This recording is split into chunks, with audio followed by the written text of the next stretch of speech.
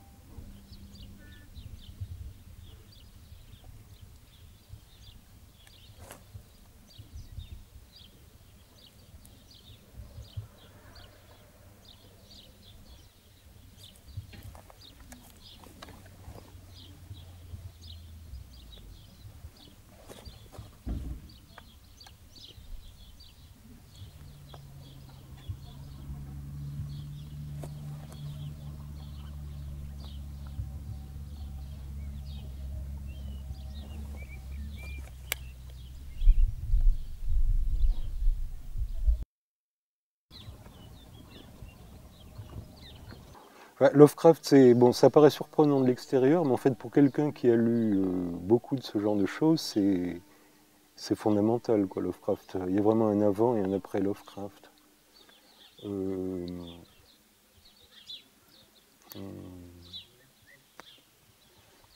je me suis demandé si ça m'avait influencé d'une manière ou d'une autre, parce qu'apparemment pas tellement. Peut-être si. Enfin, pour moi, ce que Lovecraft a. Enfin, je vais pas recommencer mon essai, mais ce qu'il a vraiment apporté de plus nouveau, c'est l'utilisation de matériaux multiples.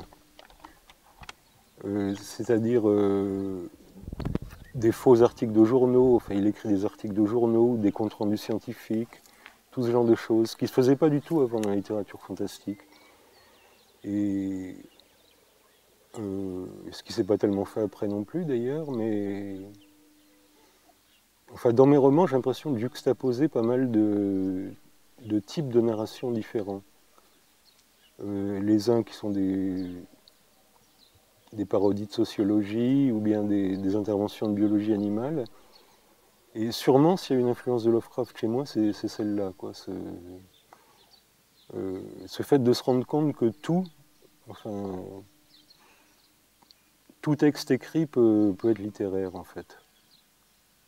Enfin, peut servir de matériau littéraire. Mais j'ai toujours... Bon, j'ai toujours du mal à justifier mon goût pour la science-fiction parce que, en réalité, j'ai pas tellement de bons exemples à fournir. Mais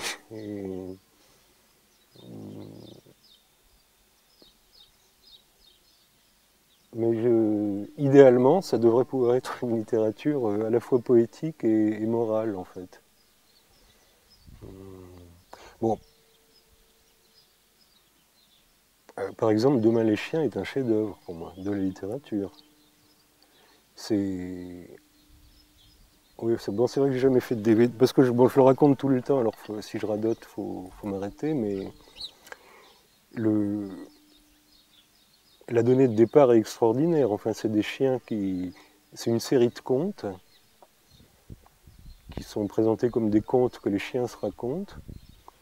Et la question centrale, chaque conte est précédé par une brève présentation.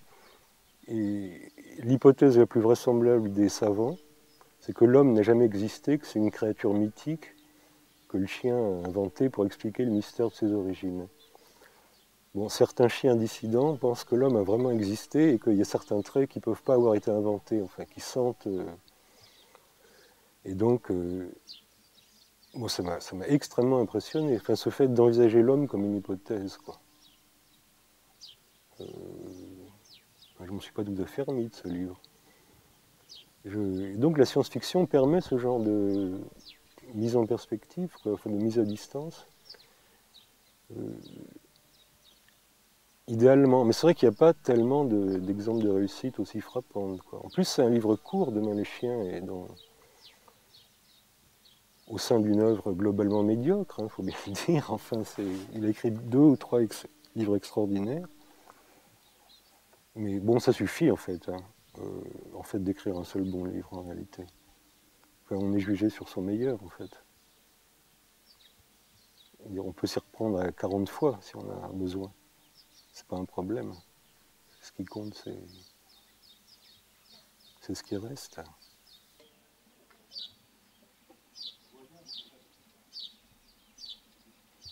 En général, quand on lit Lovecraft, ça provoque très facilement des rêves Lovecraftiens. Ça a ce genre d'effet, quoi, très, très direct sur la production onirique. Oui, ça c'est un domaine qui est vraiment...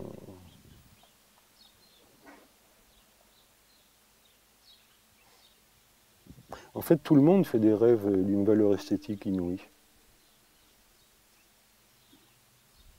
C'est une chose assez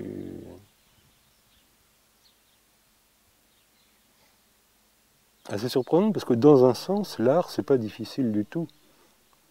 Tout le monde y arrive toutes les nuits, quoi. C'est une forme de condensation.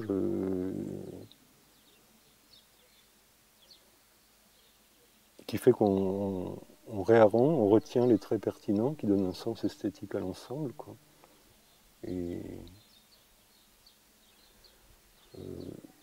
enfin là, bon, j'écris plus tellement mes rêves, mais j'écris toujours pas en étant totalement éveillé, quoi. En fait, quand je suis éveillé, c'est foutu. Ça veut dire que tu écris tôt le matin en te levant? Oui, oui, je me réveille la nuit et j'écris.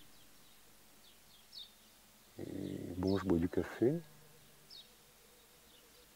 Et c'est vrai que quand j'atteins la pleine conscience, ben, ouais, l'art est fini, en fait. Bon, je pense que ma caméra marche pas, de toute façon. Il n'y a plus de batterie depuis longtemps.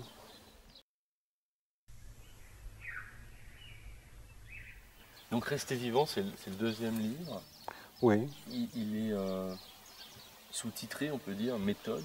oui, Et c'est là pour le coup un programme oui, assumé oui. comme tel. Enfin, à la fois un livre de poésie, on peut dire. Il a été reçu plutôt comme ça, en tout cas, Oui, oui, il fallait bien le ranger. oui, fallait bien le ranger dans les librairies, oui.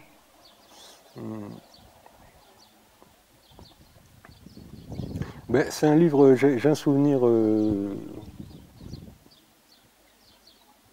finalement très bon, et ça s'est pas tellement produit dans ma vie parce qu'il a été écrit très vite euh, et publié presque tout de suite en fait.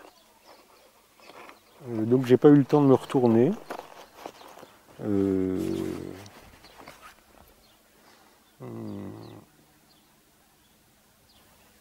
Comment est née l'idée d'écrire une méthode qui s'appellerait Rester vivant?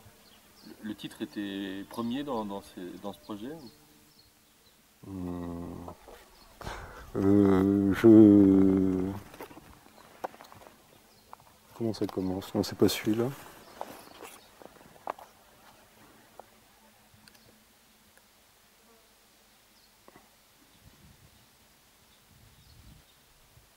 Oh, ça commence bien. Le monde a une souffrance déployée.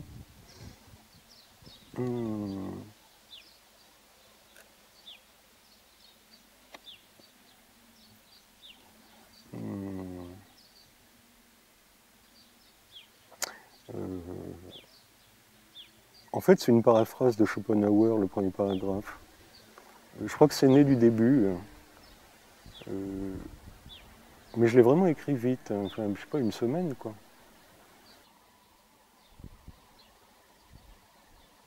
C'est un livre qui m'a valu beaucoup de compliments, tout le monde trouvait ça très bien.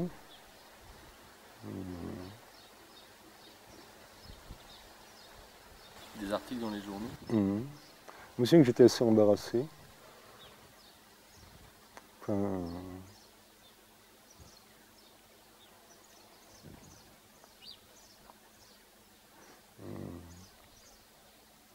Embarrassé par les compliments. oui, parce que je trouvais ça violemment négatif. Comme livre, enfin ça l'est d'ailleurs. Hein. C'est là en fait où j'ai commencé à m'excuser d'être si négatif dans les interviews. Quoi. Donc, oui, vous savez, bon, j'ai toujours pas vraiment cessé de m'excuser d'être négatif. Enfin, j'ai toujours l'impression de devoir m'excuser d'être négatif. À vrai dire, de plus en plus même. Enfin bon, là ça commence à devenir un jeu que je connais, mais c'est vrai que en voyant le livre, bon, j'ai vaguement relu et je me suis dit, oulala, mais c'est vraiment très négatif ce livre.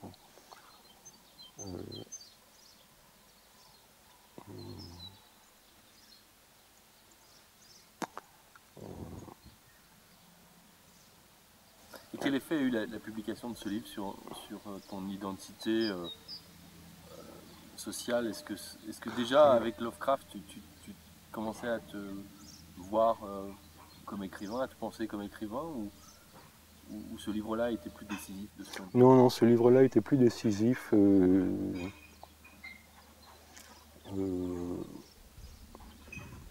Rester vivant, je m'adressais au monde entier en fait. Quand même. Lovecraft, je m'adressais à un public très exigeant, constitué de fans de Lovecraft. Et donc, je craignais beaucoup d'être considéré comme indigne de mon sujet par les fans de Lovecraft. Donc c'était ça l'unique enjeu en fait.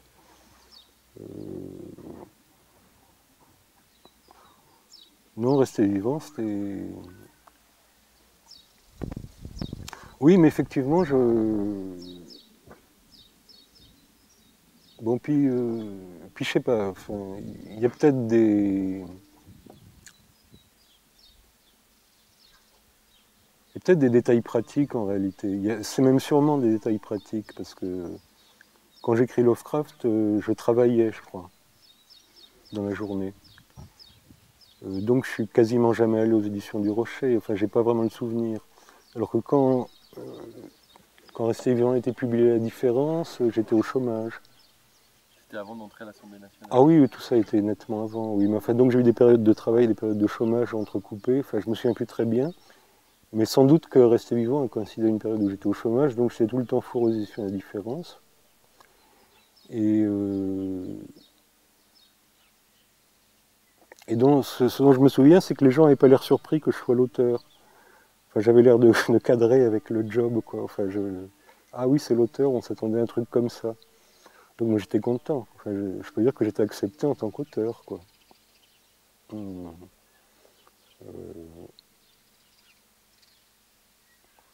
Et donc je me suis dit que j'allais devenir auteur, puisque je faisais l'affaire. Enfin, non mais c'est un peu ça. Hein, enfin, C'est-à-dire devenir auteur, c'est en fait en faire ton activité principale.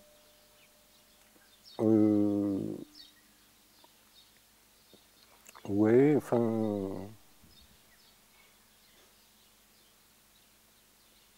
Enfin, ça voulait pas dire que je pouvais arrêter de travailler. Hein. Donc parce que tu as vendu combien d'exemplaires Rester vivant, peut-être 110. Si on prend vivant au sens vie vivante à la Dostoïevski, j'ai pas vraiment résolu le problème, quoi.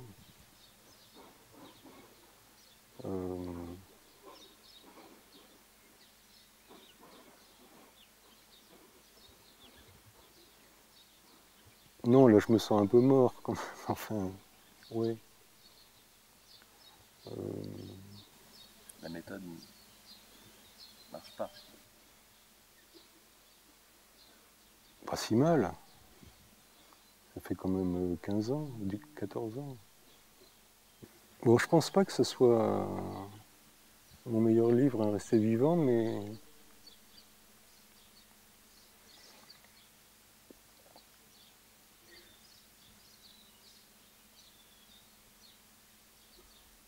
c'est le plus élémentaire. Hum.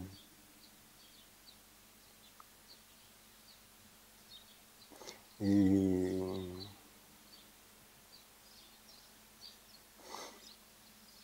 enfin, c'est quelque chose dont qui me surprend toujours, hein, c'est que parfois les choses élémentaires sont très bien. Hum.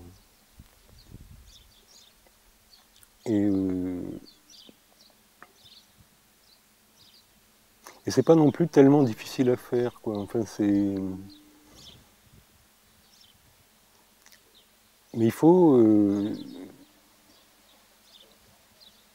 s'habituer à l'idée, au préalable, qu'on va faire un truc élémentaire, parce que ce qu'il y a à dire est élémentaire, donc on va... Mais au fond, tu l'as jamais reproduit, ce dispositif, cette envie, c'est-à-dire écrire très rapidement un livre élémentaire. Hum. Non, effectivement.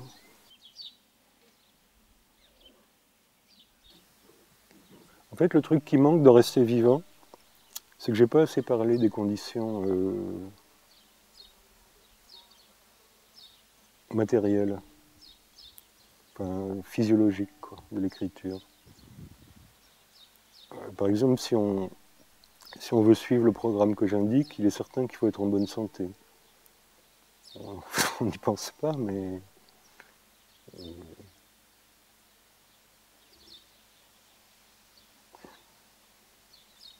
Donc, je me souviens d'une interview de Neil Young, probablement dans les Irréductibles. D'ailleurs, on disait, mais comment se fait-il que vous ayez fait à nouveau un très bon disque? Il dit, sans doute parce que j'ai fait de la gymnastique. Et c'est pas faux, en fait. Enfin, c'est pas con comme réponse. Je crois que c'est simplement ça. Tu peux nous dire que tu fais de la gymnastique. Non, je fais pas de la gymnastique, mais j'ai une bonne santé globale, donc j'ai pas trop besoin. Non, si j'avais pas une bonne santé, je serais obligé de faire beaucoup de gymnastique. Ouais. Ouais.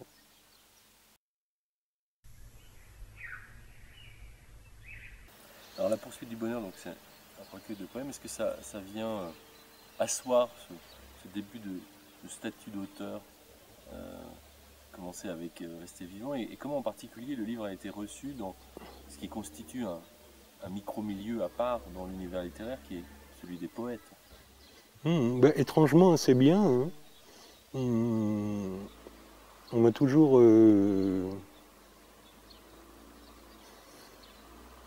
Les gens qui connaissent pas cet univers s'imaginent en général que le fait d'utiliser une versification de type classique est très mal vu. Alors que c'est faux, c'est devenu très libéral, maintenant on fait absolument ce qu'on veut. Donc non, ça a été bien perçu par les poètes. Pourtant on a le sentiment... C'est plus du tout un débat qui déchaîne les passions dans les mini-cercles poétiques, quoi, de savoir s'il faut ou non utiliser des octosyllabes, des alexandrins. Enfin, on fait ce qu'on veut maintenant. Et toi tu as un usage des alexandrins assez atypique. Oui, c'est-à-dire que je prononce de manière usuelle. Ce qui est un problème, effectivement, parce que chaque fois que quelqu'un d'autre met les muets comme on est censé faire dans la versification classique, ça marche plus, mes poèmes.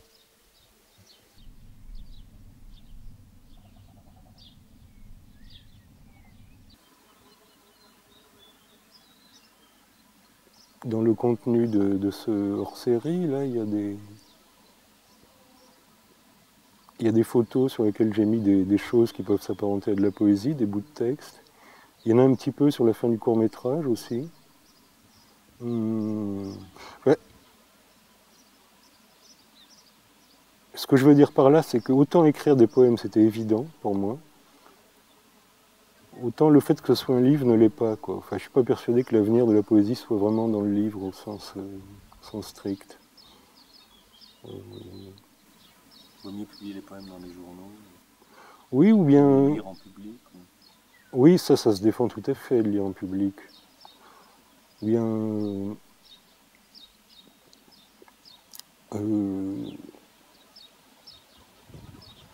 pour d'autres types de poésie, bon, par exemple, là, ce qu'il y a dans ce hors-série, bon, ça fait un peu prétentieux de dire ça, mais je pense que si Mallarmé était vivant, il ferait des trucs comme ça. Je pense pas qu'il ferait des livres, en réalité. Enfin,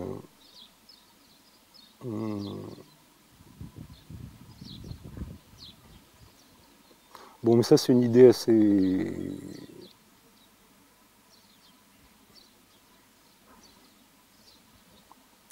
difficile à défendre, hein, mais je pourrais essayer une fois de plus, mais je pense qu'il y a quelque chose de non littéraire dans la poésie, au fond. Bon, ça, c'est un grand point. Enfin, je vais pas revenir sur Jean Cohen, mais qui défend beaucoup cette idée que ça a un sens de dire qu'une image est poétique ou qu'une situation est poétique. C'est pas une manière de s'exprimer dénuée de sens.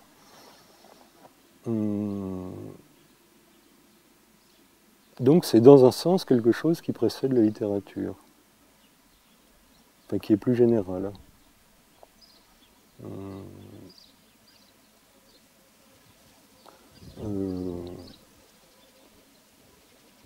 Et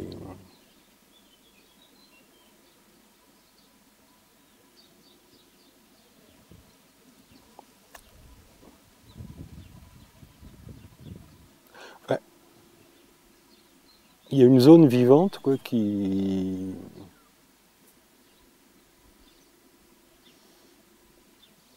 en fait qui a tendance à être détruite par toute mécanique narrative.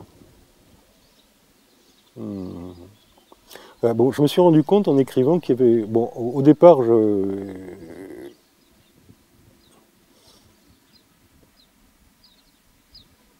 c'est vrai que je pensais que, en fait,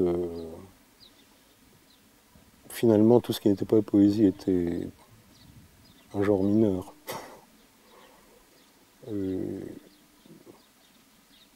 Bon, j'ai un peu changé d'avis, parce que je me suis aperçu qu'il y a une autre zone vivante, quand même, dans certains livres, c'est les personnages.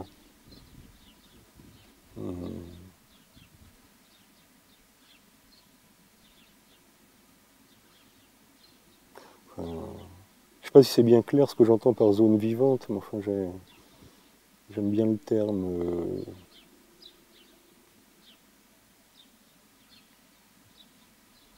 Et donc le roman peut être un lieu d'accueil finalement de ces deux zones vivantes que sont la poésie et les personnages. La poésie, c'est très difficile. Il y a une vraie réaction de rejet du roman, c'est Au greffe. au greffe poétique. Oui. Alors,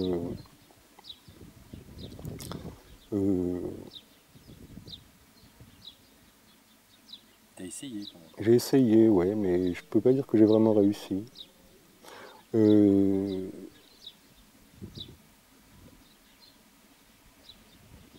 faudrait que ça.